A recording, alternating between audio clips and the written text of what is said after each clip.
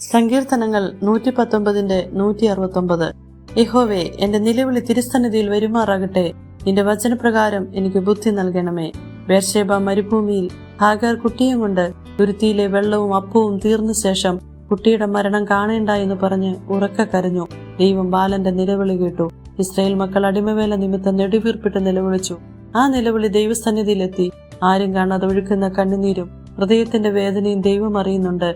യോന മത്സ്യത്തിന്റെ വയറ്റിൽ വെച്ച് തന്റെ ദൈവമായ യഹോവയോട് പ്രാർത്ഥിച്ചു പറഞ്ഞതെന്തെന്നാൽ, എന്റെ കഷ്ടത നിമിത്തം യഹോവയോട് നിലവിളിച്ചു, അവൻ എനിക്ക് ഉത്തരമരളി. ഞാൻ പാതാളത്തിന്റെ വയറ്റിൽ നിന്ന് അയ്യം വിളിച്ചു, നീ എന്റെ നിലവിളി കേട്ടു. നമുക്ക് ആശ്രയിപ്പാൻ ഒരു ദൈവമുണ്ട്. ഏതു പ്രശ്നത്തിൽ നിന്നായാലും നമുക്ക് ദൈവത്തോട് നിലവിളിക്കാം. അങ്ങ് നമ്മളെ ആശ്വസിപ്പിക്കും. നദി പോലെ സമാധാനം തരുന്നവൻ, നമ്മുടെ നിലവിളി കേൾക്കുന്ന ദൈവം, മനസ്സലിയുന്ന ദൈവം നമ്മോട് കൂടെയുണ്ട്. നടക്കേണ്ടുന്ന വഴി കാണിച്ചു തരുന്നവൻ, ദൃഷ്ടി വെച്ച് ആലോചന പറഞ്ഞു തരുന്നവൻ, കഷ്ടതയുടെ നടുവിൽ നടന്നാലും അവൻ നമ്മെ ജീവിപ്പിക്കും.